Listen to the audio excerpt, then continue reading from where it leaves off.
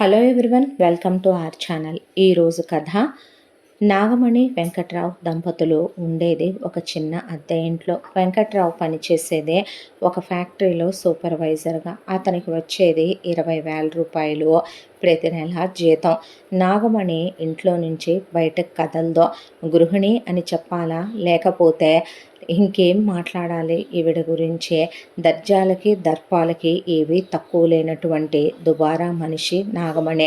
దానికి తోడు పిల్లలంటే ఇష్టం, నాడు పోసిన దేవుడే నీరు పెట్టడా అనే భార్యాభర్తలు ఇద్దరూ కలిసి ఇక 5 పిల్లల్ని మాత్రం కనేశారు. పెద్ద కొడుకు పేరు ప్రకాష్, ఆ తర్వాత కూతురు ప్రభ, ఆ తర్వాత కొడుకు రమణ, ఆ తర్వాత కూతురు రోజా, ఆ తర్వాత కొడుకు రాజు. ఇంకా నాగమణి కందామనే అనుకుంది కానీ భగవంతుడికి కూడా ప్రాణం విసుకొచ్చిందో ఏమో. దాంతో నాగమణికి గర్భసంచిలో ప్రాబ్లం వచ్చి రిమూవ్ చేయడం వల్ల ఇక అక్కడితో ఆ 5 ఆగారు. ప్రపంచమంతా ఊరంతా జనాలు ఏ ధైర్యంతో 5 అన్నారు. అసలు పెద్ద పెద్ద కోటీశ్వర్లు ఒకళ్ళు ఇద్దరు అనుకుంటుంటే గవర్నమెంట్ వాళ్ళు ఫ్రీగా ఆపరేషన్ చేస్తామంటే ఈ పిల్లల్ని కంటమేంటి, ఈ గోలేంటి అంటే, మీరేమన్నా పోషిస్తున్నారా ఏంటి మా పిల్లల్ని పోషించుకునే సంగతి, చదివించుకునే సంగతి మాకు తెలుసులే కానీ నోరు మూసుకోండి ఇంకా జాలే కానీ అనేది నాగమణి. ఇక వెంకట్రావు తెచ్చే 20,000లోనే ఇంటెద్ద, కరెంటు బిల్లు, ముందు గ్యాసు ఇవన్నీ తీసి పక్కన పెడితే 5 పిల్లలకి బట్టలు కొనటం, 5 పిల్లలకి తిండి పెట్టడం, అందులో టిఫిన్లు, భోజనాలు, స్నాక్స్, రాత్రి భోజనాలు, మళ్ళీ పండగలు, పబ్బాలు, స్కూల్ ఫీజులు, ఇవన్నీ అయ్యే పనేనా. దాంతో నాగమణి ఒక చర్చ తీసుకొచ్చింది ఒక రోజున. నువ్వేమీ టెన్షన్ పడబాకవయ్యా, ఎందుకు కంగారు పడతావు నువ్వు? మన పిల్లల్ని కన్నప్పుడు మనం పెంచుకోలేమా? మన పెద్దోడు ప్రకాష్ గారు ఉన్నాడు కదా, వాడి బట్టలు రమణ బట్టలు రాజీ వేసుకుంటారు, గీత బట్టలు రోజా వేసుకుంటుంది. నువ్వు టెన్షన్ పడమాకు. ఇక తిండి విషయం అంటావా, రేషన్ బియ్యంలో కాసిన మామూలు బియ్యం కలిపేద్దాము, సరిపోద్దే. దానికి తోడు మా పుట్టింటి కాడి నుంచి, మీ చుట్టాల కాడి నుంచి రేషన్ బియ్యం పోగు చేసుకొచ్చుకుందాం.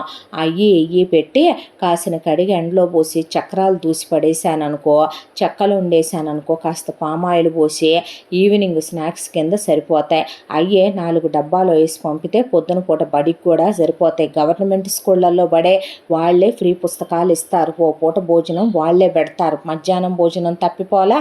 ఇక పొద్దున్నే టిఫినీల సంగతి అంటావా, టిఫినీల గురించి నువ్వేం టెన్షన్ పడబాకు. రేషన్ బియ్యాన్ని కడిగి ఎండలో పోసి కత్తి పిండి పట్టిస్తాను, కత్తి రవ్వ పట్టిస్తాను, ఓ పూట ఉప్మా తిప్పేస్తాను, ఓ పూట కత్తి ఏదో ఒకటి అట్టల్లే పోసి పంపించేద్దాం, తినేసిపోతారు, వాళ్ళే పెరుగుతారు. ఏ బాధ పడబాకు. రోగమో రొష్టె గవర్నమెంట్ హాస్పిటల్ లేవు, అయినా దేని గురించి టెన్షన్ పడాలి? మన కులానికి రిజర్వేషన్లు ఉన్నాయి, మనకు కాస్తో కూస్తో గవర్నమెంట్ వాళ్ళ ద్వారా మనం అని రూపాయి పొందొచ్చు. నేను డ్వాక్రాలో ఉన్నాను, నువ్వు టెన్షన్ పడమాకు అని చెప్పేది మొగుడికి. అంతా దాంట్లో రోజులు గడిచిపోతూ అసలు వెంకట్రావు పెళ్ళాం ఏది చెబితే అది వింటాడు. నోరెత్తటాలు, మాట్లాడటాలు ఇవేవి ఉండవు. ఇలా రోజులు గడిచిపోతూ కాలచక్ర ప్రవాహంలో గవర్నమెంట్ వాళ్ళ పథకాలతో, రిజర్వేషన్లతో మొత్తానికి ఎప్పుడూ మాత్రం ఒక 5 లక్షల రూపాయల అప్పు అలా హోల్డ్లో ఉంటుంది వీళ్ళకే. ఆ అప్పులకి కారణం మీరు అనుకోవచ్చు, పాపం ఏదైనా ఒంట్లో బాగోక జబ్బు చేసి అప్పులు చేశారేమో, లేదంటే ఇంతమందిని కన్నారు కాబట్టి డెలివరీ ఖర్చులకు అప్పులైనయేమోనని. అబ్బే, అలాంటిదేమీ ఉండదు. కేవలం నాగమణి దర్జాలకి దర్పాలకి, పెద్ద కొడుక్కి పంచెల ఫంక్షన్ అని, పెద్ద కూతురు కోణీలు పెద్ద మనిషి ఫంక్షన్ అని, రెండో కూతురు కోణీలు పెద్ద మనిషి ఫంక్షన్ అని, మిగతా 2 కొడుకులకి పంచెల ఫంక్షన్లని, వీళ్ళ పెళ్లి రోజని, పుట్టినరోజులని, వాటికని వీటికని చేసిన అప్పులు ఎప్పుడు అలా అయి హోల్డ్లో ఆగే ఉంటాయి. ముందు 20,000 రూపాయల జీతం రాగానే ఒక 3,000 రూపాయలు, 4,000 రూపాయలు ఎత్తుకెళ్ళి అక్కడ వడ్డీలకు కట్టుకోవాలి. ఆ తర్వాత మిగిలిన డబ్బుల్లో నుంచి వీళ్ళు బడ్జెట్ వేసుకుంటా సంసారం నడుపుకుంటా వస్తారు. ఇలా రోజులు గడిచిపోతూ కాలచక్ర ప్రవాహంలో పెద్దోడు ప్రకాష్దే గవర్నమెంట్ స్కూల్లోనే 10th దాకా అయిపోయి, గవర్నమెంట్ కాలేజీలో ఇంటరు, డిగ్రీ అయిపోయాక ఒక 20,000 రూపాయలు ఉద్యోగం వచ్చింది. అమ్మయ్య, నా పెద్ద కొడుకు ఉద్యోగం వచ్చిందని. అప్పటికే వాడు నాగమణి అన్న కూతురు గీత, నాగమణి మేనగోడలు. ఎండాకాలం సెలవులకు వీళ్ళు అక్కడికి వెళ్ళటం, వాళ్ళు ఇక్కడికి రావటం, దాంతో ఇద్దరు ఏనాటి నుంచో బాగా లవ్లో ఉన్నారు. ఇక నాగమణికి కూడా తెగ మేనగోడల్ని కోడలు చేసుకోవాలనే కోరికతో వెంటనే అప్పో సొప్పో వెనకాడతామా ఏంటి, మన ఇంట వంట లేదు అని చెప్పి పెద్ద కొడుక్కి ఇమీడియట్గా మేనగోడల్నిచ్చి పెళ్లి చేసేసింది. ఆ తర్వాత పెద్ద కూతురు ప్రభ విషయం. ప్రభ అసలు ఇంటర్మీడియట్ 5 సార్లు ఫెయిలే, సప్లీలు రాసుకుంటూ అక్కడితోనే ప్రభ మరి ఏంటమ్మా పెళ్లి చేయాలి నీకు అంటే, నేను ప్రేమించుకున్నాను ఒక ఆయన్ని అని చెప్పి అల్లుడిని ప్రేమించానని చెప్పింది. అల్లుడి పేరు రంజిత్. అల్లుడు చదవటానికైతే పీజీ దాకా చదివాడు. అలాంటి అల్లుడు ఉద్యోగం కూడా చేస్తున్నాడు. కూతురు పెళ్ళప్పుడు అప్పో సప్పో చేసి పెళ్లి చేద్దామని చెప్పి ముందు పెళ్లి చేసేసింది పెద్ద కూతురికి. చేసిన తర్వాత అలా అత్తారింటికి వెళ్ళి మొగుడిని తీసుకొని నెల రోజుల్లో ఉద్యోగం పోయింది మా ఆయనది. మా అత్తమామలు గెంటేశారు. మా ఆయనకి ఇవ్వటానికి రూపాయి స్థిరచరాస్తులు లేవు వాళ్ళకని చెప్పి వెనక్కి తీసుకొచ్చేసింది ప్రభ రంజిత్నే. ఎంత దాంట్లో ఇక రమణ చిన్నప్పటి నుంచి రమణ పడి పడి చదువుతాడు. చదువు అంటే చాలా ఇష్టం. దాంతోనే ఇక ఎంత గవర్నమెంట్ స్కూల్లో 10th దాకా చదువుకున్నా, ఇంటర్ చదువుకున్నా, ఎంసెట్ రాసుకోవటం వల్ల సివిల్ ఇంజనీరింగ్లో వీళ్ళకున్నటువంటి క్యాస్ట్ మీద కానీ మెరిట్ మీద కానీ ఫీజు లేకుండా సీట్ వచ్చింది. వెళ్ళి ఇంజనీరింగ్లో జాయిన్ అయ్యి రమణది ఇంజనీరింగ్ అయిపోయిన తర్వాత ఎక్కడికి వెళ్ళినా సివిల్ ఇంజనీర్లకు వాల్యూ లేదని 20,000, 25,000, 30,000 ఇస్తామని మళ్ళీ వీళ్ళకు ఊరు కదలకూడదు, కళ్ళ ముందే ఉండాలి కొడుకులు. దాంతో ఓ 30,000 రూపాయలు ఉద్యోగం వచ్చింది రమణకే. వెరసి రమణ తెచ్చే 30,000, ప్రకాష్ తెచ్చే 20,000, వెంకట్రావు తెచ్చే 20,000. పెద్దల్లుడు ఉద్యోగం చేయడు. అల్లుడు గారినే మీరు అలా ఉండండి ఇలా ఉండండి అని అత్తింటి వాళ్ళు డిసైడ్ చేసి మాట్లాడటం సంస్కారం కాదు. అల్లుడు అనే పాటికి మర్యాద ఇవ్వాలి, విలువ ఇవ్వాలి అనే దాంతో వీళ్ళేమీ మాట్లాడరు. చిన్నప్పటి నుంచి రమణ కోరిక పేదరికంలో పుట్టి పెరిగాడు. అలా ఉండకూడదు.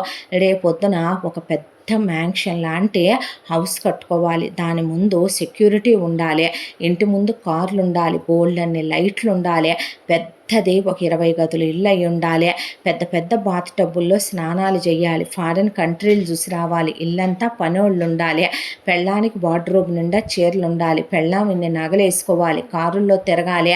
అలాగే ఈరోజు ఏ చీర కట్టుకోను అని అడగాలి, ఏ నగలు వేసుకోను అని అడగాలి పెళ్ళాం. తను కోట్లల్లో వ్యాపారం చెయ్యాలి, కోటీశ్వరుడు అవ్వాలనేది రమణ కోరిక. ఆ కోరిక ఆశలకు తగ్గట్టే కలలు కంటూ ఉండేవాడు. ఇంత దాంట్లో చెల్లి రోజా, తమ్ముడు రాజీవ్ చదువుకుంటూ ఉండేవాళ్ళు. జీతం తీసుకొచ్చే రమణకి మొదటి నుంచి తల్లి నాగమణికి ఇవ్వటం అలవాటు. అంతా దాంట్లో నాగమణి స్వార్థపూరితమైనటువంటి దుర్బుద్ధి ఏంటంటే, నాగమణికి రమణ 30,000 జీతం తెచ్చిస్తాడు. ఆయన రమణ మీద పెద్ద ప్రేమ ఉండదు చిన్నప్పటి నుంచే. మొదటి నుంచి 3 పెళ్ళం ఒకటే అనుకునేవాళ్ళు. నువ్వో నేనో పోయామనుకోయా. వెంకట్రావు దృష్టిలోనేమో పెద్ద కొడుకు తర్వాత తనంతటి వాడు, తను పోతే తలకొరివి పెట్టాల్సింది పెద్ద కొడుకు. నాగమణికేమో అందరికన్నా చిన్నోడు నా చిన్న కొడుకు, రేపొద్దున నేను పోతే నాకు తలకొరివి పెట్టాల్సింది వాడు. ఆడపిల్లలంటే నిజంగా నీ గుండె నా గుండె కలిపి మన ఇద్దరు కూతుళ్ళుగా పుట్టారు, మధ్యలో వాడిదే ఉంది అని వాళ్ళకి రమణ మీద ప్రేమ మమకారాలేం పెద్దగా ఉండవు. ఆ విషయం బయటికి రానివ్వకుండా నటిస్తారు ఇద్దరు. ఎంత దాంట్లో ఇప్పుడు అప్పుల వాళ్ళు వచ్చి ఇంటి మీద పడుతున్నారు. దావాలనం అయిపోయింది. అప్పుల వాళ్ళ ఇంటి మీదకి రావటం ఒకటే దాడే. ఇక కూతురు పెళ్లికి పెద్ద కొడుకు పెళ్లికని చేసిన అప్పు, అంతకు ముందున్న అప్పు వెరసే 15 లక్షలు అయి కూర్చుందే. ఆ అప్పుని ఇమ్మీడియట్గా ఎంతో కొంతన్నా ముగ్గురికి సర్దేస్తే కాస్త ప్రశాంత పడవచ్చు. రమణగాడికి పెళ్లి చేసేస్తే కట్నం వచ్చుద్దని పెళ్ళిళ్ళ పేరయ్యని పిలిచి బాగా కట్నం తెచ్చే అమ్మాయిని చూడమన్నారు. 30,000 రూపాయల ఉద్యోగానికి ఏమి 3 కోట్లు కట్నం తెచ్చే కోడలు రాదు కదా. దాంతో సంబంధాలు వెతికి వెతికి చెప్పులు అరిగిపోయి పెళ్ళిళ్ళ పేరయ్యకి ప్రాణం పిలకలో ప్రాణం కాస్త అరికాలు చెప్పుల్లోకి వచ్చేసింది ఆయనకే. వెరసి ఒక సంబంధం తెచ్చాడు. పిల్ల పేరు సుకన్య. వాళ్ళు 10 తులాలు బంగారం పెట్టి ఒక 5 లక్షల రూపాయలు క్యాష్ ఇచ్చి కాస్త ఎంగేజ్మెంట్ ఖర్చులు పెళ్లి ఖర్చులు పెట్టుకొని పెళ్లి సింపుల్గా చేస్తామన్నారని చెప్పి సచ్చినోడి పెళ్లికి వచ్చిందే కట్నం. ఒకవైపును చూస్తే అప్పులోళ్ళ దాడి ఎక్కువైపోయింది. 5 కాదులే కానీ 6 ఈమని ఇక ఆడపడుచు కట్నాలనే పెద్ద కూతురికి రెండో కూతురికి చెరో 25,000 ఇచ్చి 10,000 10,000లో చీర పెట్టండి అని చెప్పి చెప్పి వాళ్ళ కాళ్ళు గడ్డాలు పట్టుకొని మాట్లాడుకొని సంబంధం ఖాయం చేసుకున్నారు. ఆ అమ్మాయి తెచ్చిన 6 లక్షలు అప్పులోళ్ళు ముగ్గురికి రెండేసి చొప్పున సర్దుకొచ్చారు ముందు. ఆ తర్వాత ఇంటి కోడలుగా ఆ అమ్మాయి అడుగు పెట్టింది. ఆ అమ్మాయి డిగ్రీ దాకా చదువుకుంది. అంతకు ముందు దాకా ఉద్యోగం చేసిన పిల్లే. అకౌంట్లో 4 రూపాయలున్నాయి. తెలివైన పిల్ల. చాలా తెలివితేటలతో పెంచారు చిన్నప్పటి నుంచి సుకన్యనే. దాంతో ఇక ఇంటికొచ్చాక మొగుడుకో 30 వచ్చినా తనకు 20 వస్తాయి. ఇద్దరూ కలిసి కష్టపడితే మొగుడు జీతంలోంచి కొంత వాళ్ళిద్దరు పొట్టకి చెరో 10,000 అత్తగారికి ఇచ్చినా ఓ 10,000 మిగిలే ఉంటాయి. తన ఒక 20 కలిపి 30 చొప్పున దాసుకున్నా సంవత్సరానికి వచ్చేపాటికి తక్కువలో తక్కువ వేసుకున్నా కూడా ఒక 3,500,000 దాకా అవుతాయి. అలా ఒక 3 ఏళ్ల పాటు కష్టపడితే 2 గదులు పంపేసుకోవచ్చు. తర్వాత మెల్లిగా 4 రూపాయలు దాచుకుంటే పిల్లల్ని కనొచ్చు అనుకున్నారు. రమణ ఫస్ట్ నైట్ రోజే చెప్పాడు సుకన్యకి, ఏమనే నువ్వు ఉద్యోగం చేస్తానన్నా నేను వద్దన్ను. నేను ఏ విషయంలోనూ నీకు అడ్డం పడే భర్తని కాదు. కానీ పిల్లల్ని మాత్రం కొన్నాళ్ళు ఆపుకోవా. నేను వ్యాపారంలో పైకి రావాలనుకుంటున్నాను. వ్యాపారం చేయాలనుకుంటున్నాను. ఏదో ఒక రోజుగా నా కళ నెరవేరుద్దని నా సంకల్పంతో నేను నమ్ముతున్నాను. సహకరించవా అన్నాడు. సరేనని మా అమ్మాయే నేనే కాపట్టి వేయించుకుంటానని వెళ్ళి అలా అనుకుంటున్నప్పుడే హాస్పిటల్కి వెళ్ళి వేయించుకొచ్చుకుంది సుకన్య. చాలా హ్యాపీ ఫీల్ అయ్యాడు. ఫస్ట్ నైట్లు అయిపోయినాయి. పెళ్ళామంటే ఇష్టమే, కాకపోతే అమ్మ కన్నా అక్కల కన్నా చెల్లెల కన్నా పెళ్ళామంటే ఇష్టమా, పెళ్ళాం మీద నమ్మకమా అంటే ఒక మధ్యతరగతి భర్త అంతే. మొగుళ్ళందరూ మగాళ్లే, మగాళ్ళందరూ మొగుళ్ళు కాలేరుగా. కాబట్టి అలాంటి ఒక మొగుడు రమణ కూడాను. రోజులు గడిచిపోతూ ఉండగా ఆ అమ్మాయి వచ్చిన వేళ విశేషమో ఏమో కానీ అలా సివిల్ ఇంజనీర్గా 30,000 రూపాయలు ఉద్యోగానికి పనిచేసే రమణ పాపం తాపత్రయంతో ఒక 100 చోట్ల ఉద్యోగాలకు అప్లై చేశాడు. అయితే కొత్తగా ఒకళ్ళు చాలా పెద్ద ఫారెన్ బ్రాండ్ కంపెనీ ఒకటి ఇండియాలో లాంచ్ చేస్తూ ఒక ఆయన ఫ్రాంచైజ్ తీసుకున్నాడు. అయితే వాళ్ళు అక్కడ కొత్తగా కొంతమందిని రిక్రూట్ చేసుకున్నారు ఎంప్లాయీస్ని. అందులో సివిల్ ఇంజనీరింగ్ చదివిన రమణకి బై లక్ 30,000 ఉద్యోగం కాస్త నెలకి 50,000 రూపాయలు చేసి వాళ్ళు ఉద్యోగం ఇచ్చారు. ఇచ్చే రమణలో బాగా మాట్లాడే తెలివితేటలు, బాగా టాక్టిస్నెస్, ఎలాంటి వాళ్ళనైనా మాటలతో వశీకరణం చేసుకునే తెలివితేటలు బాగా ఉన్నాయి రమణకే. దాంతో ఇక ఆ షోరూమ్ వాళ్ళు అది గుర్తించి మార్కెటింగ్ సెక్షన్కి రమణని మార్చి అక్కడ ఉన్న వాళ్ళ ప్రొడక్ట్స్ సేల్ చేస్తే ఒక్కొక్క ప్రొడక్టు 50,000 రూపాయల ఖరీదున్న ప్రొడక్టు వాళ్ళది. అది సేల్ చేసి పెడితే వీళ్ళకి 5% చొప్పున ఇస్తామని అందులో నుంచి వాళ్ళు వీళ్ళకి ఆఫర్ చేశారు. దాంతో సడేనని రమణ తెలివితేటలతో ఒక్కో రోజుకి 5 ప్రొడక్ట్లు 10 ప్రొడక్ట్లు కూడా అమ్మి పెట్టేవాళ్ళు. వాళ్ళు దాంతో రమణకి జీతం పెంచి 70,000 జీతం చేశారు.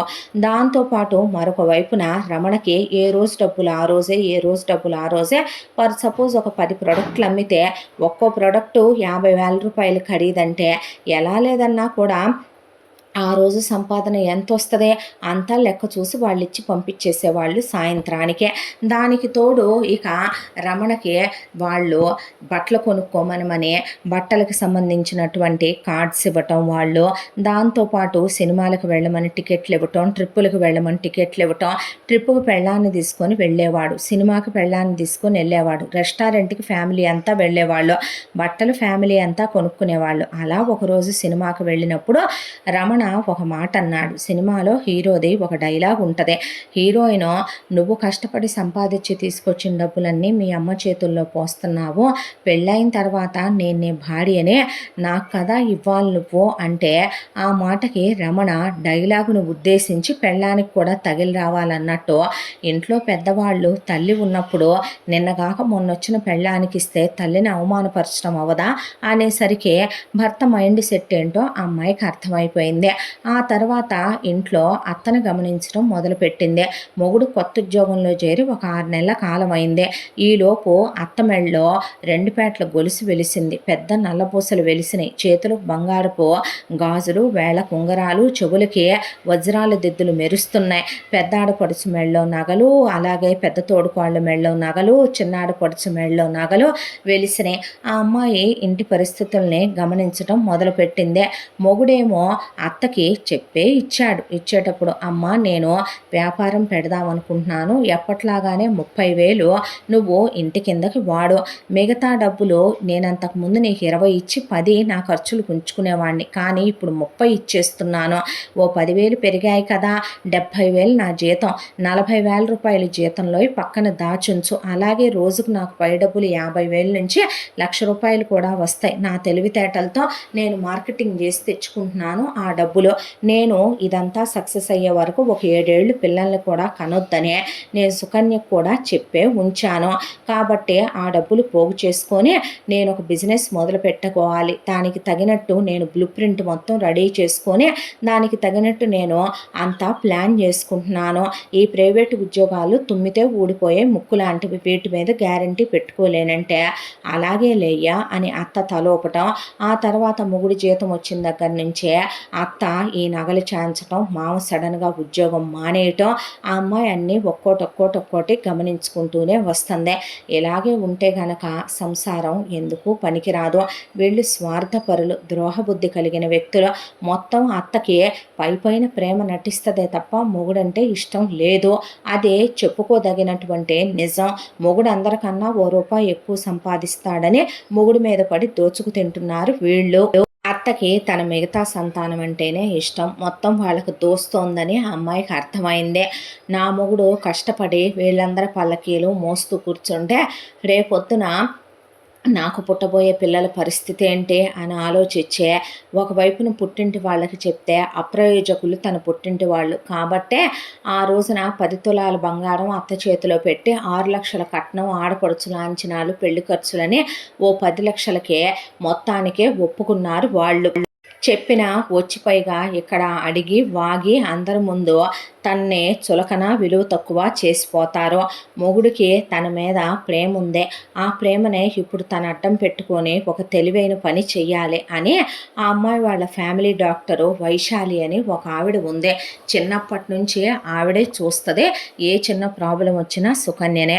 దాంతో వెళ్ళి ఆవిడ కాళ్ళ మీద పడిపోయింది, ఇంట్లో పరిస్థితి ఇలా జరుగుతుందని, భర్త ఇలా అవివేకవంతుడని వాళ్ళమ్మని నమ్మి డబ్బులు మొత్తం అమ్మ చేతిలో పోస్తున్నాడని, అత్త నిజంగా నాగుపాము లాంటిదని, స్వార్థపర్రాలని, అత్త మామను ఉద్యోగం మానిపించేసి ఇంట్లో పడకటింటి కాపురం చేయిస్తోందని, తనతో ఇంట్లో వెట్టి చాకిరీ చేయిస్తోందని, చేయి చేసుకుంటుందని, ఉంగరం వేళ్లతో మొట్టికాయలేస్తే మాడు అదిరిపోతుందని, వెన్ను పూసల మీద పెట్టి సట్లు తెపాళాలు తీసుకొని కొడుతున్నారని, ఇంట్లో అంట్లు దోమటం, బట్టలు ఉతకటం, బాత్రూములు కడగటం అన్నీ తనే చెయ్యాలని, పెద్దకోళ్ళ మేనగోళ్ళని ఏమీ ఛాన్సదు, కూతురు అల్లుడిని తెచ్చి ఇంట్లో పెట్టుకుంది, చిన్న కూతురు చిన్న కొడుకు అంటే ప్రేమ, మొగుడు మీద ఏమీ ఉండదు, ఇవన్నీ మొగుడికి చెప్పినా ప్రయోజనం లేదు, ఇలా డబ్బులన్నీ ఎత్తుకెళ్ళి ఆవిడ చేతిలో పోస్తున్నాడు, ఆ డబ్బులు పెట్టి వాళ్ళు దర్జాలు అనుభవిస్తున్నారు, రేపొద్దున ఏదైనా వ్యవహారం బెడిసి కొడితే వీధిలో నుంచోవాల్సి వస్తేమోనని నా మనసు కీడి శంకిస్తుంది, నాకు సాయం చేసి పెట్టిన డాక్టర్ గారంటే ఏంటమ్మా అంద ఆవిడ. అంటే నాకేదైనా పెద్ద జబ్బు ఉందని చెప్పండి, లక్షల్లో డబ్బులు ఖర్చు అవుతాయి అని చెప్పండి.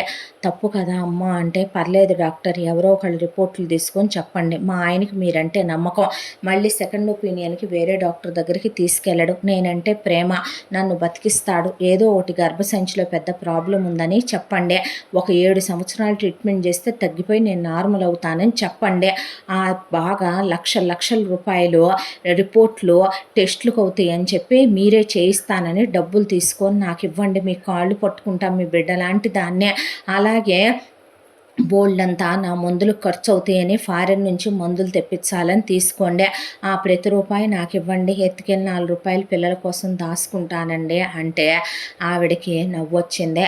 నా కూతుళ్ళు లేరమ్మా, ఉంటే నీలాగే ఉండేవాళ్ళేమో, అడిగేవాళ్ళేమో, అలాగేలే అని చెప్పమన్నట్టే చెప్పిందే ఆవిడ రమణకి. చెప్పేపాటికి కూర్చుండిపోయాడు. ఇప్పుడు ఏం చేయాలి డాక్టర్ అంటే, ట్రీట్మెంట్ చేస్తే గనక ఫలితం ఉంటుంది మిస్టర్ రమణ, కాకపోతే లక్షల్లో ఖర్చు అవుద్ది, మరి మీరు భరించగలరా?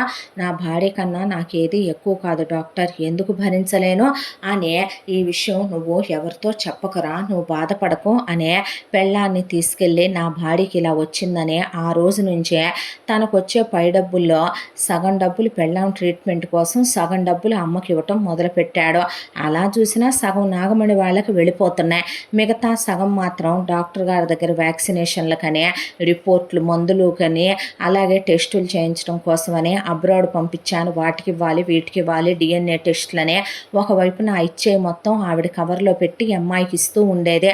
ఎత్తుకెళ్ళి వాటిని ఇక సుకన్య వాళ్ళకి మేనమామ వరుస అయ్యే ఒక ఆయన వడ్డీ వ్యాపారం చేస్తాడు, చాలా నమ్మకమైన వ్యక్తే. ధర్మంగానే తిప్పిపెట్టు మావయ్య నాకు అని చెప్పే ఆ రైతులకు ఇవ్వు, వాళ్ళైతే గనక పొలాలకు వాడుకొని మళ్ళీ కరెక్ట్గా ఇస్తారు అని చెప్తే నేను చూసుకుంటాలేమ్మా అని ఆయన్ని కూడా నమ్మే పరిస్థితి లేదని నోట్లు చెక్కులు తీసుకొని ఆయన దగ్గర కొంత పెట్టుబడి పెట్టింది సుకన్య.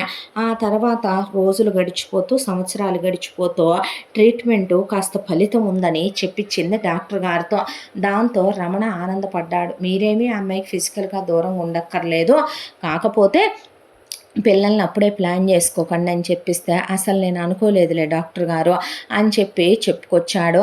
ఈలోపు ఆ అమ్మాయి ఒకళ్ళనే ఎప్పుడూ నమ్మకూడదు, ఎంత మేనమావైనా రేపొద్దున వీడు నెత్తిన శతకోపం పెడితే ఎలా అని ఎవరికీ తెలియకుండా కొంత వాళ్ళ అమ్మమ్మ వాళ్ళ ఊళ్ళో పొలాలు కొంది, కొంత వాళ్ళ నానమ్మ వాళ్ళ ఊళ్ళో పొలాలు కొంది, కొన్ని డబ్బులు పెట్టి ల్యాండ్లు కొందే, కొంత బంగారం చేయించి లాకర్లో పెట్టింది, కొంత బంగారం బిస్కెట్లుగా కొందే, కొంత మ్యూచువల్స్లో సేవ్ చేసిందే, ఇలా కొంత పోస్ట్ ఆఫీసులో దాచిందే. ఎక్కడ అవకాశం కుదిరితే అక్కడ రూపాయలు దాయటం మొదలుపెట్టింది సుకన్య. ఈలోపు నాగమణి ఏమైనా తక్కువ తిందా? ఇంట్లో ఉండేదే అంతకుముందు వీళ్ళుండేదే అద్దెళ్ళైతే చక్కగా మూడో కంటికి తెలియకుండా ఒక స్థలం కొనేసుకున్నారు. స్థలం కొనేసుకొని చక్కగా 2 అంతస్తులు ఇల్లు కట్టించేసింది రమణ మీద. ఆ ఇంట్లోకి చక్కగా షిఫ్ట్ అయిపోయారు. షిఫ్ట్ అయిపోయిన తర్వాత ఇక పెద్ద కొడుక్కి ఒకవైపున వ్యాపారం పెట్టుకుంటాను అని చెప్పి ప్రకాష్ ఇల్లు కొనుక్కున్నాడు. ప్రకాష్ 2 పిల్లల్ని కన్నాడు. ఆ తర్వాత ప్రకాష్ వ్యాపారం అని చెప్పి వేరే కాపురం వెళ్ళిపోయాడు. నాగమణి పెద్ద కూతురు ప్రభకి నగలు చేయించింది, 3 BHK ఇల్లు కొనిపెట్టింది, కారు కొనిపెట్టింది, 2 పిల్లలు పుట్టారు, అల్లుడు గవర్నమెంట్ ఉద్యోగం వచ్చింది, వాళ్ళు వేరు కాపురం వెళ్ళిపోయారు. చిన్నాడు పొడుచుకు అమెరికా సంబంధం చూసిందే, అమెరికా వాడికి కట్నాలు ఇచ్చి నగలు పెట్టి రోజానిచ్చి పెళ్లి చేసి అమెరికా పంపిందే. చిన్న కొడుకు రాజీవ్ని అక్కడ అబ్రాడ్లో మాస్టర్స్ చేయటం కోసమని పార్ట్ టైం జాబులు కూడా చేసుకోవద్దని అక్కడికి పంపిందే. తను చక్కగా ఇల్లు కట్టించుకొని ఇల్లు ఒక పోర్షన్లో వీళ్ళుంటా ఒక పోర్షన్ అద్దెకిచ్చుకున్నారు, కారు కొనుక్కున్నారు. వెంకట్రావుకి ఇప్పుడు హ్యాండ్ చైను, మెళ్ళో చైను, ఏళ్లకు ఉంగరాలు, నాగమణి ఒంటి మీద నగలు, బ్యాంకులో సర్టైన్ అమౌంట్ ఆఫ్ క్యాష్, దాని మీద ప్రతి నెల వచ్చే వడ్డీలు, దర్జాలు దర్పాలు అనుభవిస్తుంటే ఒక రోజున రమణ కూర్చొని ఇవన్నీ ఎక్కడి అమ్మా ఎలా అనే పాటికి అయ్యో నాన్నని అడుగు, నాకేం తెలుసు నాన్న వాటి గురించే, మీ నాన్న ఏమైనా పిచ్చోడా, ఎవరి ఐడియాలు వాళ్ళకు ఉండవా, ఎవరి తెలివితేటలు వాళ్ళకు ఉండవా నాన్న, నాకు తెలుసులేమ్మా, నాన్న చాలా కష్టపడతాడో ఏమో పాపం, ఏ రూపాయి దాచిపెట్టాడో అయి పెట్టే ఈ రోజున ఇలా ఇల్లు కారు కొన్నట్టున్నాడో, నీకు నగలు చేయించి తను చేయించుకున్నట్టున్నాడో, పెద్దోడికి బావకి ప్లానింగ్ ఉందని నేను ముందు నుంచి అనుకుంటానే ఉన్నా, దాంతోనేగా పాపం పెద్దోడు వ్యాపారం పెట్టుకుంటానని వెళ్ళి బాగుపడ్డాడో, పర్లేదులే బావకు ఉద్యోగం వచ్చి అక్క బావ బాగుపడ్డారు, పిల్లల్ని కన్నారు, చెల్లి దాన్ని చూసేగా, దాని అందం చూసి దాని మంచి మనసు చూసే అమెరికా సంబంధం వెతుక్కుంటూ వచ్చింది చేసుకుంటాననే, తమ్ముడు మంచి మనసు చూసే కదా, వాడి మెరిట్ చూసే కదా, దానికి తోడు వాడి కాబోయే మామగారు వాళ్ళు వాడిని చదివిస్తానని అబ్రాడ్ పంపించిందే అని అమ్మ చెప్పిని అబ్బ చెప్పిని మొత్తం నమ్మి నిజమేననుకుంటే ఆ అమ్మాయికి మొగుడు మీద జాలేసిందే. ఆ తర్వాత ఈలోపు ఇక్కడ ఫ్రాంచైజ్ తీసుకున్నటువంటి వ్యక్తి ఎవరైతే ఉన్నారో రమణ పనిచేసేటటువంటి ఆఫీస్ అతను ఒక 6 నెలల్లో నేను పూర్తిగా అబ్రాడ్ వెళ్ళిపోయి అక్కడ వేరే బిజినెస్ పెట్టబోతున్నాను, ఇక్కడ ఉన్నటువంటి మన కంపెనీని నేను వేరే వాళ్ళకి అమ్మేశాను అని చెప్తే, ఆ కొత్తగా కొన్న కంపెనీల వాళ్ళు ఇక్కడ ఉండే సేల్స్ ఎగ్జిక్యూటివ్స్ ఏమో మాకు అక్కర్లేదు, మేము మా స్టాఫ్నే ఇక్కడ మాకు లెక్కకి మిక్కుటంగా ఉన్నారు, వాళ్ళనే ఇక్కడికి తెచ్చుకుంటాం, కొంతమందిని ఇక్కడ ఉన్నట్టు మేము పై డబ్బులు అవి ఇవి ఇవ్వలేము, మీరు వేరే చోట ఉద్యోగాలు ఎత్తుక్కోండి, మిమ్మల్ని తీసేస్తున్నాము అని చెప్పారు. ఇప్పటికే రమణ ఈ కొత్త ఉద్యోగంలో చేరి 7 సంవత్సరాలు, వీళ్ళ పెళ్ళై 8 సంవత్సరాలు. ఈ 7 ఏళ్లుగా అత్త కాజేసేయన్ని ఎంతైతే కాజేసి ఫ్యామిలీని సెటిల్ చేసిందో అంతా ఒకవైపున సుకన్య డాక్టర్ గారి పుణ్యమా అంట పక్కనేసి రకరకాల పెట్టుబడులు పెట్టి ఆ అమ్మాయి జాగ్రత్త పడే ఉంది. అయితే ఈలోపు రమణ ఒక రోజున నాగమణి దగ్గర కూర్చొని, అమ్మ నీకు ఇచ్చిన డబ్బులు మొత్తం వెళ్ళి తీసుకురావా, నేను ఆల్రెడీ ఒక ల్యాండ్ చూసుకున్నాను, ఆ ల్యాండ్లో నీ చేత్తోనే శంకుస్థాపన చేయించి కొబ్బరికాయ కొట్టించి కన్స్ట్రక్షన్ బిజినెస్ స్టార్ట్ చేయబోతున్నాను. కూలీలను కూడా మాట్లాడుకున్నాను. నాతో పాటు ఇప్పటి వరకు కూడాను నేను పనిచేసేటటువంటి షోరూంలో పనిచేసిన వాళ్ళే కొన్ని ఫ్లాట్లు కొనుక్కుంటామన్నారు. హాట్ కేకుల్లాగా అమ్ముడుపోయేంత ప్లానింగ్తో డిజైనింగ్తో మొదలు పెట్టబోతున్నాను. ఇక వెనక్కి తిరిగి చూసుకునే అవకాశం ఉండదంటే, సరేలే 4 రోజుల్లో నేను ఒకళ్ళకి ఇచ్చాను, అడిగి తీసుకొచ్చి ఇస్తానులేయ్యా అని చెప్పింది రమణకే. సరేనమ్మా అన్నాడు. అన్న తర్వాత 4 రోజులు అయ్యాక డబ్బులు వెయ్యమ్మా అని అడిగితే, అయ్యో ఆ డబ్బులు తీసుకున్నోళ్ళు ఊరొదిలి ఇల్లు వదిలి వెళ్ళిపోయారయ్యా అంటే, అలా చెప్తారేంటి అత్తయ్య అంది సుకన్య. మరి ఏం చేయను, వెళ్ళి వాళ్ళ అడ్రస్లు ఫోన్ నెంబర్లో కూడా నాకు తెలీదు. ఏ పోలీస్ స్టేషన్లో కేసు పెడతాం, ఏం చేస్తాం, ఎక్కడే అంత డబ్బులంటే ఏం చెప్తాం, అసలు నువ్వు బ్యాంకీలో వేయకుండా అలా ఎందుకు చేసావమ్మా? నా డబ్బులు తీసుకున్న వాళ్ళు నాశనం అయిపోతారు, పుట్టగతులు లేకుండా పోతారు. నా కష్టార్జితం అదే, గొంతు అరిగిపోయిందాకా జనాలతో చెప్పుకొని సంపాదించాను సుకన్య నేను. నీకేం తెలుసమ్మా, నేను నా రక్తాన్ని చెమటగా మార్చి నుంచోనే ఉండేవాడిని పొద్దున్నుంచి సాయంత్రం దాకా. అంత కష్టపడి సంపాదించుకొచ్చిన రూపాయి నిన్ను నమ్మి నీకు ఇస్తే నువ్వు అలాగేలాగ ఇచ్చావమ్మా? నా డబ్బులు తీసుకున్న వాళ్ళు బాగుపడతారా? వాళ్ళు పిల్లాపాపలతో చల్లగా ఉంటారా? వాళ్ళు ఏమైనా అసలు బాగుపడే లక్షణాలేనా ఇవే అని అసలు కిందపడి ఏడిసి కళ్ళన్నీ ఎర్రగా అయిపోయి జుట్టంతా పీకేసుకొని తలకాయ గోడకేసి కొట్టుకొని సుకన్య ఒళ్ళో పడి ఏడిసి తలకాయ బాదుకొని వెక్కిళ్ళు పెట్టి ఏడిసి రమణ వారం రోజుల పాటు పిచ్చోడైపోయాడు. సుకన్యకి జాలేసింది, బాధేసింది, దిగులేసింది, కోపం వచ్చింది. అత్త చేసిన పని తలుచుకొని ఆ అమ్మాయికి అసహ్యం వేసింది. అయ్యో పాపం అని కూడా మొగుడిని అనేవాళ్ళు ఒక్కళ్ళు లేరు. నిజమే, పిచ్చోడు నమ్మాడు. పెళ్ళాం కన్నా తల్లి ఎక్కువ అనుకున్నాడు. తన తోడబుట్టిన వాళ్ళు తనతో కలిసి పుట్టారు, ఎందుకు మోసం చేస్తారనుకున్నాడు. ఎంత వెన్నుపూట, ఎంత ద్రోహమా ఆ అమ్మాయి కూడా తట్టుకోలేకపోయింది. ఏదైతే అదైంది. ఇంకొక 6 నెలలు ఉంది సుకన్య, నాకు అక్కడ ఉద్యోగం. ఈ 6 నెలల్లో ఎంత సంపాదించగలనో అంతా చూసుకుంటాను. ఆ తర్వాత ఇక మన బతికేంటో. నా కలలన్నీ నా కళ్ళ ముందే కుప్పకూలి రాలిపోతున్నాయి తెలుసా. కూలీలను కూడా మాట్లాడుకున్నాను, స్థలం కూడా చూసుకొచ్చుకున్నాను. ఇలా అయిపోయిందనే రమణ వెక్కిళ్ళు పెట్టి ఏడవని రోజు అంటూ లేదు. బాగా డిప్రెషన్లోకి వెళ్ళిపోయాడు. పిచ్చోళ్ళ తయారైపోయి కళ్ళ చుట్టూ డార్క్ సర్కిల్స్ వచ్చి నిద్రబోటల్లా ఉలిక్కి పడుతున్నాడు. తిండి తింటల్లా మొగుడికి ఏమైనా అయితే తనకెవరుంటారో దాంతో నిజం తెలియటం అవసరం అనుకున్న అమ్మాయి తన పేరు మీద కాకుండా అసలు వేరే వాళ్ళ పేరు మీద ఓ సిమ్ము తీసుకొని ఒక లొకేషన్ దగ్గరికి వెళ్ళి గుడికి వెళ్తున్నానని చెప్పి మొగుడికి అప్పటి వరకు అత్త చేసిన అన్యాయాలు మొత్తం అన్నీ కూడా అమ్మాయి రికార్డెడ్గా వీడియో ప్రూఫ్లు పెట్టుకొని ఉంచుకుంది. ఫ్యామిలీ ఇంట్లో కూర్చొని నాగమణి చెప్పిన మాటలు, వాడే కష్టపడుతుంది, వాడే ఉద్యోగం చేస్తున్నాడు. నేను మీ నాన్నతో కాపురం చేసి కాదా ఏంటి వాడిని కన్నదే? నేను కాదా మోసింది? నా పాలు కాదా వాడు తాగింది? నేను నొప్పులు పడి కాదా కందే? ఈ కుటుంబం కోసం కాకపోతే దేనికోసం వ్యాపారాలు చేస్తాడంట అడుక్కు తినే ఎదవ. చిన్నప్పటి నుంచి నాకు వాడి మీద అసలు ఉండదు. రూపాయి సంపాదిస్తాడని పడి చదువుతాడనే వాడిని ఏమనేదాన్ని కాదు. నేను ఏ గవర్నమెంట్ ఉద్యోగమో తెచ్చుకుంటాడు అనుకున్నాను. లక్షల కట్నం తెచ్చే పెళ్ళాన్ని చేసుకుంటాడు అనుకున్నాను. అది కట్నం తెచ్చింది లేదు, వీడు గవర్నమెంట్ ఉద్యోగం తెచ్చింది లేదని బాధపడే లోపే నా పెళ్ళాం వచ్చింది అదృష్టం పట్టింది, నా పెళ్ళాం వచ్చింది అదృష్టం పట్టిందని వీడికి ఒక ముండమోపు ఉద్యోగం వచ్చింది. దాని మీద ఆదాయం తెగొస్తుంది.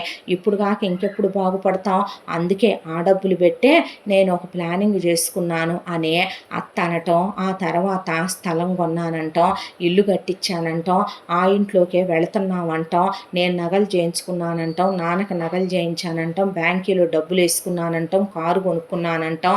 పెద్ద కొడుకుని ఈ డబ్బులు తీసుకుని ఇల్లు కొనుక్కోండి మీరు, పెద్ద కోడళ్ళ అమ్మాయి నువ్వు నగలు చేయించుకో, మీరు వెంటనే పిల్లల్ని కానండి, నువ్వు వ్యాపారం పెట్టుకో, ఈ డబ్బులు పెట్టి మీరు వైరు కాపురం వెళ్ళిపోండి, పెద్ద కూతురుని అమ్మాయి నువ్వు పిల్లల్ని గాను, అమ్మాయి నువ్వు నగలు చేయించుకో, అమ్మాయి మీరు ఇల్లు కొనుక్కోండి, అమ్మాయి మీరు కారు కొనుక్కోండి, అల్లుడికి ఇది ఒక గవర్నమెంట్ ఉద్యోగానికి డబ్బులు, మీరు వేరు కాపురం వెళ్ళిపోండి.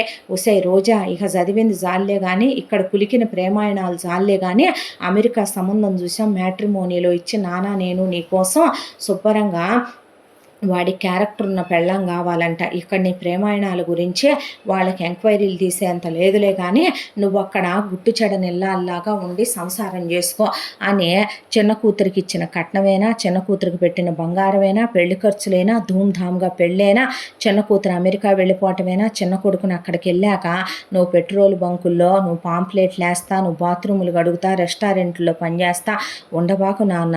నువ్వు దర్జాగా శుభ్రంగా అక్కడ కూడా హ్యాపీగా చదువుకొని పెద్ద ఉద్యోగం తెచ్చుకో, ఎందుకైనా మంచిదే. ఇగో ఈ కాసిని 2 కోట్లు ఉన్నాయి నా దగ్గర, నీ దగ్గర అకౌంట్లో ఉంచు అని చిన్న కొడుక్కి ఇచ్చి పంపటం. చిన్న కొడుకు తను వెళుతూ తను ప్రేమించిన దాన్ని కూడా కలిపి అక్కడికి తీసుకెళ్ళటం, ఇక్కడి నుంచి డబ్బులు పంపించి చిన్న కొడుకుని అక్కడే పెళ్లి చేసుకోమని చెప్పటం, అక్కడే పెళ్లి చేసుకున్నానని చిన్న కొడుకు ఫోటోలు వీడియోలు పంపటం. ఆ తర్వాత చిన్న కొడుకు కూడా అక్కడికి వెళ్ళాక చిన్న కూతురికి కూడా పిల్లలు పుట్టడం. ఆ తర్వాత వీళ్ళు అక్కడికి వెళ్ళిన తర్వాత ఎంఎస్లు చేస్తున్నామంటే మళ్ళీ ఇక్కడి నుంచి డబ్బులు పంపటం, నగలు చేయించి పంపించడం. మొత్తం ఆ అమ్మాయి దగ్గర విత్ ప్రూఫ్లతో విత్ బిల్లులతో అన్నీ ఆ అమ్మాయి దగ్గర ప్రూఫ్లు ఉన్నాయి. ఒక్క నొక్కు అలా బటన్ మీద నొక్కేపాటికి మొత్తం రమణ ఫోన్కి వెళ్ళినాయి. అన్నిటినీ చూసుకున్న రమణ ఆఫీస్ వాళ్ళు అప్పటిదాకా కారు పంపించేవాళ్ళు రమణకి. రమణ బైక్ కొనుక్కున్నాడు, ఆ బైక్ వదిలేశాడు వర్షంలో. ఆ కారు సార్ అంటే కారు వదిలేశాడు. అలా కళ్ళెర్రగా అయిపోయి నడుచుకుంటూ ఇంటికి వచ్చే ఫోన్ తీసుకొచ్చి ఆన్ చేసి అమ్మ నాన్నలు ముందు పెట్టాడు. పెట్టేసరికి నాగమణి నానా గొడవ చేసిందే.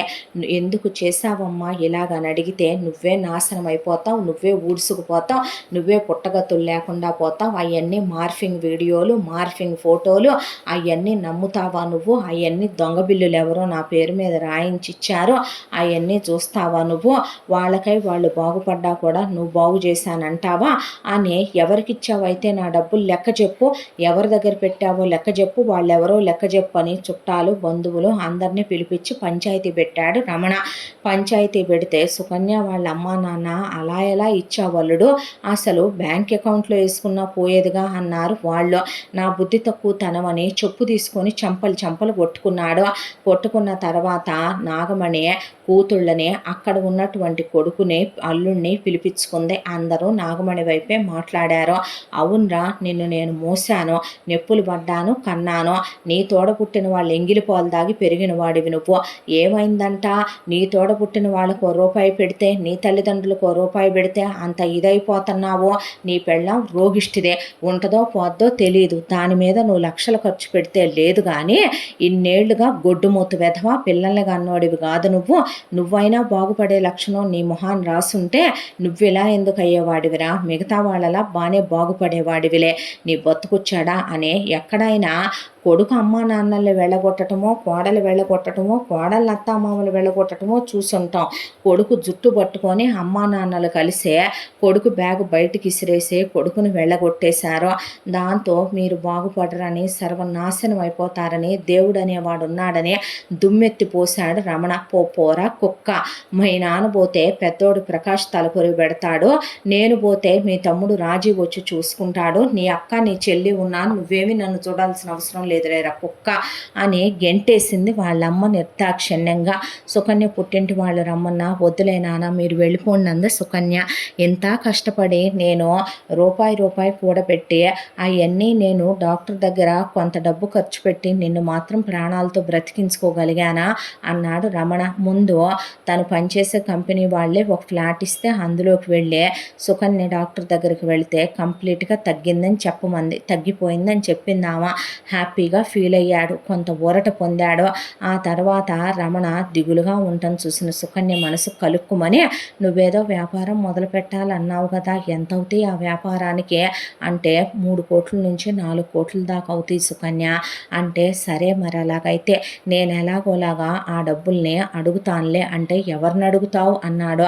మా మామయ్య ఉన్నాడు కదా, వడ్డీకి తిప్పుతాడు కదా ఆయన దగ్గర 1 కోటి రూపాయలు అడుగుతాను. డాక్టర్ వైశాలి గారు ఉన్నారు కదా, చిన్నప్పటి నుంచి ఆవిడ నన్ను ట్రీట్ చేసుద్ది కదా, ఆవిడ 1 కోటి రూపాయలు అడుగుతాను అప్పుగా. అలాగే కొంతమంది మా చుట్టాలు, బంధువులు ఉన్నారు. తలా కొద్దిగా అడిగితే ఇవ్వకపోరు. అయి పెట్టి మన డబ్బులు రాగానే మనం తిప్పిచ్చేద్దాంలే. నోటు రాసిద్దువు గానీ నువ్వు అంది. అన్న తర్వాత నువ్వు రాసిస్తే వాళ్ళకి ఒక నమ్మకం ఉంటది అని చెప్పింది. చెప్పిన తర్వాత వాళ్ళు ఇస్తారంటావా? ఎందుకివ్వరు? నోరు మంచిదైతే ఊరు మంచిదవుద్ది. ఇంకా నీ నోరు మంచిగానేగా ఉందే అనేసరికి తప్పు నాదే కదూ! ఆ రోజు సినిమాలో డైలాగ్ చూసి పెద్ద పుడింగాడిలాగా నేను కూడా ఇంట్లో పెద్దవాళ్ళున్నప్పుడు పెళ్ళానికి ఎలా డబ్బులిస్తారని అన్నాను కదో అని చెప్పు తీసుకొని దవడలు వాసేదాకా కొట్టుకున్నాడు. పిచ్చోడా! ప్రతి భార్య ఆలోచించేదే తన భర్త ఎవరి ముందో తల వంచుకోకూడదని, తల దించుకొని బ్రతకూడదనే, తన భర్త కష్టార్జితానికి ఒక విలువ ఉండాలనే, రేపొద్దున తను, తన పిల్లలు, తన కుటుంబం బాగుండాలనే నేనైనా ఎవరైనా చేసేదే అదే.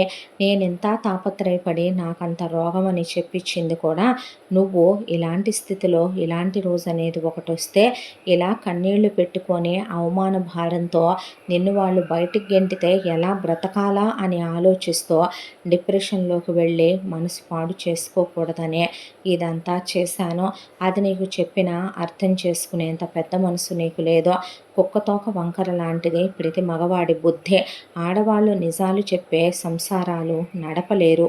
అందులోనూ నీలాంటి వాడితో అస్సలు అది సాధ్యం కాదు అని ఆ అమ్మాయి వాళ్ళ దగ్గర వీళ్ళ దగ్గర తెచ్చినట్టు తను దాచిపెట్టిన డబ్బులే ఓ 4 కోట్లు తెచ్చి ఇచ్చి నోట్లు చెక్కులు రాయించి ఇచ్చింది వాళ్ళకే. దాంతో వ్యాపారం మొదలుపెట్టాడు. ఏమంట తెలివితేటలున్నాయో కానీ రమణకి హాట్ కేకుల్లాగా ఫ్లాట్లన్నీ అమ్ముడుపోయినాయి. ఇక వెనక్కి తిరిగి చూసుకోలేదు. తనను కలలు కన్నట్టే పెద్ద వ్యాపార సామ్రాజ్యాన్ని నిర్మించుకున్నాడు. దానికి తోడు ఇంకొక 5 ఏళ్ళు పిల్లల్ని కనకమ్మ నీ కాళ్ళు పట్టుకుంటానని పెళ్ళాన్ని బ్రతిమలాడుకున్నాడు. 5 ఏళ్ల కాలం మళ్ళీ అలా తిరిగొచ్చింది. ఈలోపు రమణ కోరుకున్నట్టు ఇల్లు, సెక్యూరిటీ, పనివాళ్ళు, పెళ్ళానికి నగలు, ఇంటి ముందు కార్లు, ఒక పెద్ద బిల్డర్గా రమణకి ఒక స్టేటస్. ఆ తర్వాత రమణకి వ్యాపారంలో ఎన్నో బిజినెస్ అవార్డ్స్, ఫారిన్ ట్రిప్పులకు వెళ్ళొచ్చాడు. ఆ తర్వాత ఈ రోజున రమణ దగ్గర బోల్డంత డబ్బు ఉంది. తీసుకున్న డబ్బంతా వడ్డీతో సహా వాళ్ళకి వెనక్కిచ్చాడు. ఆ రూపాయి కూడా తెచ్చి మళ్ళీ ఏదో ఒక రోజు ఏదైనా పరిస్థితి వస్తే ఉంటాయని సుకన్య జాగ్రత్త చేసి ఉంచిందే. ఆ తర్వాత పిల్లల్ని ప్లాన్ చేసుకుందామని వీళ్ళు అనుకుంటూ ఉండగా ఈలోపు ఒక రోజున అత్త, మామ, పెద్ద ఆడపడుచు, మొగుడు, ఆ తర్వాత బావ, తోడుకోళ్ళు, చిన్న ఆడపడుచు, మరిది అందరూ కలిసి వచ్చి ఇక్కడ ప్రత్యక్షమయ్యారు. ఏంటి విషయం అంటే అత్త చెప్పటం మొదలుపెట్టింది. ఇక మీరు వెళ్ళిపోయిన తర్వాత మా పరిస్థితులు బాగానే ఉన్నాయిలెమ్మనమని అనుకున్నాం. కానీ ఆ దేవుడు చిన్న చూపు చూశాడు. అన్నయ్య పెట్టిన వ్యాపారంలో నష్టాలు వచ్చినాయి. దాంతో కొన్న ఇల్లు అమ్ముకొని, కారు అమ్ముకొని, నగలు అమ్ముకొని పిల్లలతో సహా మా దగ్గరికి వచ్చేసాడు. అక్క ఏదో కక్కుర్తిపడి బావను లంచాలు తీసుకోమంటే బావ దొరికిపోయాడు. దాంతో బావ ఉద్యోగం ఊడిపోయి జైల్లో వేసేసరికి వాళ్ళ ఇల్లు వాకిళ్ళు అమ్మి కడితే కానీ బావ జైల్లో నుంచి బయటికి రాలా. పిల్లల్ని తీసుకొని అక్కొచ్చి మా మీద పడిందే. చెల్లెలు ఇక్కడ ఉండంగా ఎవరెవరితోనో ఏదో చిన్న చిన్న ప్రేమాయణాలు నడిపి ఏదో 4-5 సార్లు ఓయో రూములకి వెళ్ళి చిన్న చిన్న ఎఫ్ఐఆర్లు ఉన్నాయని దాని మొగుడికి తెలిసేపాటికే క్యారెక్టర్లు ఇస్తానా అని పిల్లల్ని కూడా పుట్టిన వాళ్ళని వాడే లాగేసుకొని విడాకులు ఇచ్చి ఎలిమని ఇచ్చేసి చెల్లెల్ని అమెరికా నుంచి ఇక్కడికి తోలేశాడు. ఆ తర్వాత వాడి మరదలకి గర్భ సంచిలో ప్రాబ్లం ఉందని దాన్ని వాడు ఇంకో పెళ్లి చేసుకొని ఆ 2 పిల్లలకి దాన్ని తల్లిని చేశాడు. తమ్ముడు పెళ్ళాన్నే అమెరికాలో వాడు పనిచేసే చోట ఉద్యోగస్తులు ఎక్కువైపోయారు. ఇక అమెరికాలో ఇండియా వాళ్ళు ఉండటానికి వీల్లేదని ఉద్యోగంలోంచి తీసేసి ఇక్కడికి తోలేశారు. వాడి పెళ్ళాం పిల్లలతో సహా వచ్చి ఇంటి మీద కూర్చున్నాడు. చెల్లి విడాకులు ఇచ్చిన డబ్బులతో కొన్నాళ్ళు జరుపుకొచ్చాం. తర్వాత మా దగ్గర బ్యాంకీలో ఉన్న డబ్బులతో జరుపుకొచ్చాం. ఆ తర్వాత నగలు అమ్మేశాం, ఇల్లు అమ్మేశాం, కారు అమ్మేశాం. ఇప్పుడు ఏమీ లేదు. ఈ 5 ఏళ్ల కాలంలో ఇక వీధిన పడిపోయింది మా సంసారం కూడాను. రెక్కాడితే గానీ డొక్కాడట్లేదు. మళ్ళీ అన్న 20,000 ఉద్యోగానికి బావింట్లో ఉంటున్నాడు. తమ్ముడు ఒక చిన్న ఉద్యోగానికి వెళుతున్నాడు. నాన్న ఉద్యోగానికి వెళుతున్నాడు. అయినా డబ్బులు సరిపోవట్లేదు. పిల్లలు ఫీజులు అని మీరు బాగున్నారు, బాగుపడ్డారుగా అయ్యా. నేను చేసిన తప్పు క్షమించరా? నీ తమ్ముడినే, అలాగే మీ బావని, మీ అన్నయ్యనే, అలాగే మీ చెల్లెలకు మంచి సంబంధం చూసి పెళ్లి చేద్దాం. మళ్ళీ చక్కగా అందరం కలిసే ఉందాం. మీ నాన్న చేయలేకపోతున్నాడు అనేసరికి అసలు నువ్వు మనిషివేనంటే మనిషి జన్మే ఎత్తావా నువ్వు? నీలాంటి దాన్ని తల్లివైపోయావు. నేనేమీ అనలేకపోతున్నానని సెక్యూరిటీ ముందు వీళ్ళని వీధిలో దాకా తరిమి తరిమి కొట్టి గెంట్రా అన్నాడు రమణ. అనేపాటికి నువ్వు నాశనం అయిపోతావురా అంటే మహాపతివ్రతలు దేవతలు శాపాలు పెడితే జరుగుతాయి. నీలాంటి స్వార్థపర్రాలు నీచమైన మనిషి పెడితే అవి నాకు నా భార్య బిడ్డలకి తగలవులే కానీ ముందు బయటికి నడువని గెంటేశాడు రమణ. ఆ తర్వాత సుకన్యకి 2 పిల్లలు పుట్టారు. హ్యాపీగా వాళ్ళ లైఫ్ వాళ్ళు గడుపుతూ రమణను అన్యాయం చేసినందుకు కుక్కల కన్నా హీనమైన బ్రతుకైపోయి రోజు కొట్టుకుంటూ రోజు తిట్టుకుంటూ అలాగే రోగాలతో రుష్టులతో చెప్పాలంటే నరకాలతో కాలం వెళ్ళబుచ్చుకొస్తున్నారు నాగమణి అండ్ ఫ్యామిలీ. ఎవరు చేసిన పాపం వాళ్ళు అనుభవించక తప్పదు కదా. తెలివైన ఇల్లాలు తోడవటంతో రమణ జీవితం ఇలా సంతోషంగా తను కలల కన్న జీవితం సాకారమై ఆనందంగా బ్రతుకుతున్నాడు. ఇంతటితో ఈ కథ పూర్తి. మళ్ళీ మరో మంచి కథతో కలుసుకుందాం. తప్పకుండా మన ఛానల్ని లైక్ చేయండి, షేర్ చేయండి, సబ్స్క్రైబ్ చేయండి, బెల్ ఐకాన్ క్లిక్ చేసి ఆల్ అనే బటన్ని ప్రెస్ చేయడం మర్చిపోకండి. ఇంత మంచి కథను మనకు అందించిన కథా రచయిత్రి సాయి లలిత గారు. మరో మంచి కథతో తప్పకుండా మీ ముందుకు వస్తాను. Thank you so much.